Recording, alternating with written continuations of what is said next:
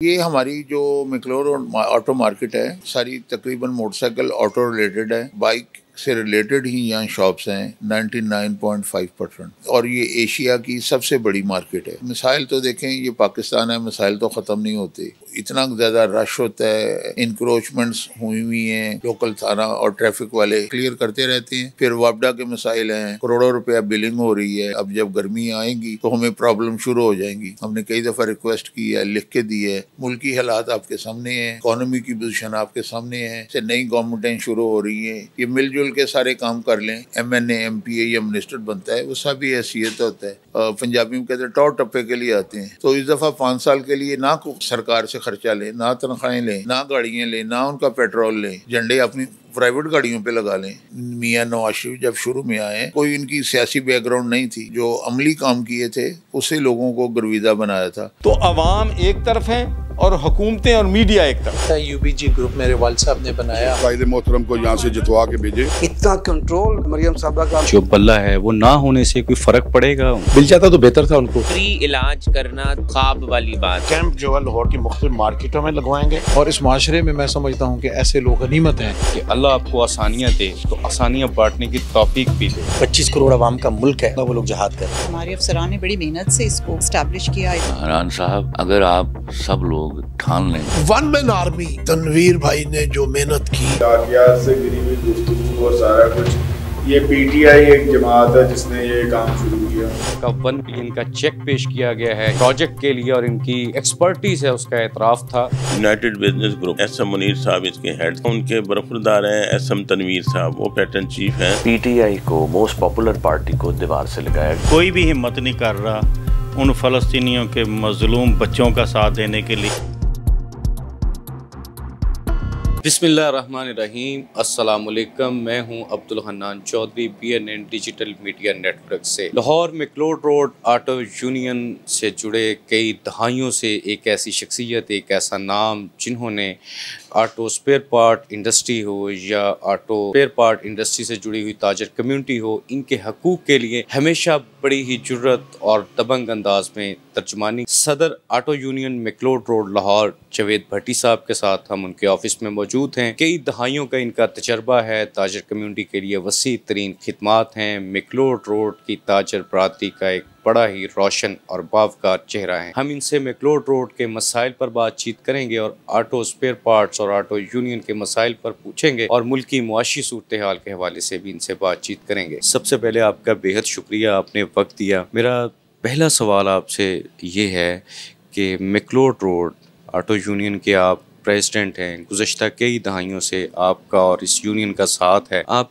اس market میں مسائل کے حوالے سے کن امور پر فوری حل طلب جن کو محسوس کرتے ہیں، جن کا حل ہونا؟ السلام علیکم، بہت مہربانی، آپ نے اتنی تکلیف کی کہ میکلور روڈ کے مسائل کے بارے میں میرے سے پوچھنے کے لیے تشریف لائے ہیں۔ یہ ہماری جو میکلور روڈ آٹو مارکیٹ ہے، یہ ساری تقریباً موٹر سائیکل آٹو ریلیٹڈ ہے، اور اس میں نئی بائکس، پرانی بائکس، ان کے آٹو اسپیئر پارٹس، پھر ورک شاپس، پھر ڈینٹرز وغیرہ سب ریلیٹڈ، آٹو موٹر بائک سے ریلیٹڈ ہی یہاں شاپس ہیں 99.5%، اور یہ ایشیا کی سب سے بڑی مارکیٹ ہے۔ اور اس میں جو ہمارے مسائل کے بارے میں آپ نے پوچھا، مسائل تو دیکھیں، یہ پاکستان ہے، مسائل تو ختم نہیں ہوتے، تو مسائل آتے ہیں، اس سے عادی ہو جاتے ہیں، اور پھر وہ ہمیں مسائل نہیں لگتے۔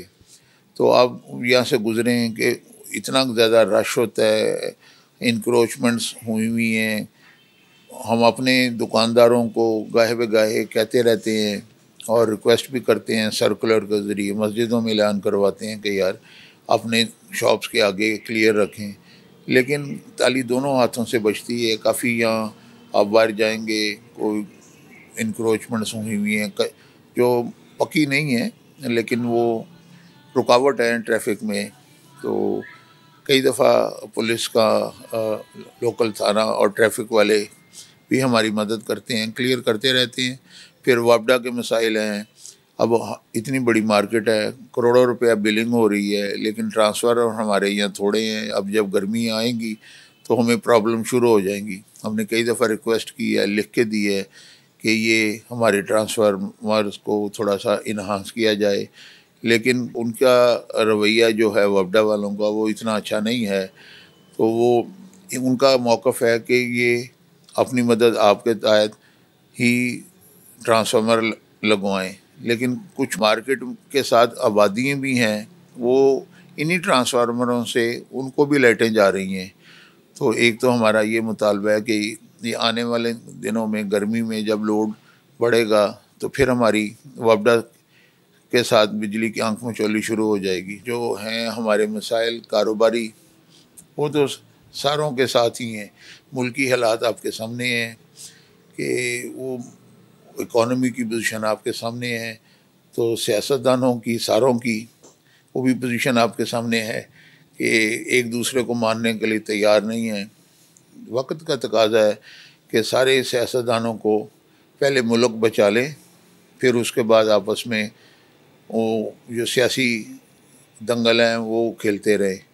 تو خدا نہ خواستہ ملک کو نقصان پہنچا تو پھر ہم بلیم ایک دوسرے کو دیں گے، اس کی وجہ سے ہوا، اس کی وجہ سے ہوا، حالانکہ میرے کسی کا تھوڑا حصہ ہے، کسی کا زیادہ حصہ ہے، ساروں نے ہی اس کی تباہی، یا جو بھی کہیں لفظ مناسب نہیں ہے تباہی، لیکن اس کو ڈاؤن فال میں ساروں کا کردار ہے۔ چلیں نئی گورنمنٹیں شروع ہو رہی ہیں، یہ مل جل کے سارے کام کر لیں۔ پہلے دن سے ہی میرا دل کی آواز ہے اور سارے پاکستان کی ہے کہ یہ ایک دفعہ یہ بھی کوشش کر لیں، جو بھی گورنمنٹ آتی ہے بغیر تنخواہوں کے کام کریں، خرچے کم کریں، تھوڑے منسٹریاں رکھیں، اپنے اخراجات اتنے کم کر دیں کہ مثال بن جائے۔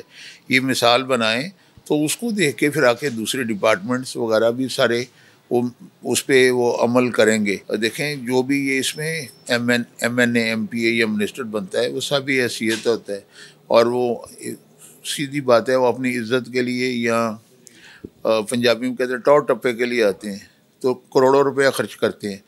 تو اس دفعہ 5 سال کے لیے نہ سرکار سے خرچہ لیں، نہ تنخواہیں لیں، نہ گاڑیاں لیں، نہ ان کا پیٹرول لیں، جھنڈے اپنی پرائیویٹ گاڑیوں پہ لگا لیں۔ تو اس طرح کی کوئی مثال ہوگی، ڈرامہ جس کو کہتے ہیں تبدیلی ہوگی، تو داغ بیل ڈالی جائے گی امپرومنٹ کی۔ تو میری تو دل کی تمنا ہے کہ اس طرح کوئی ہمیں معجزہ نہیں طور پہ کوئی یہ ریئیکٹ کریں تو ملک کی بہتری ہو۔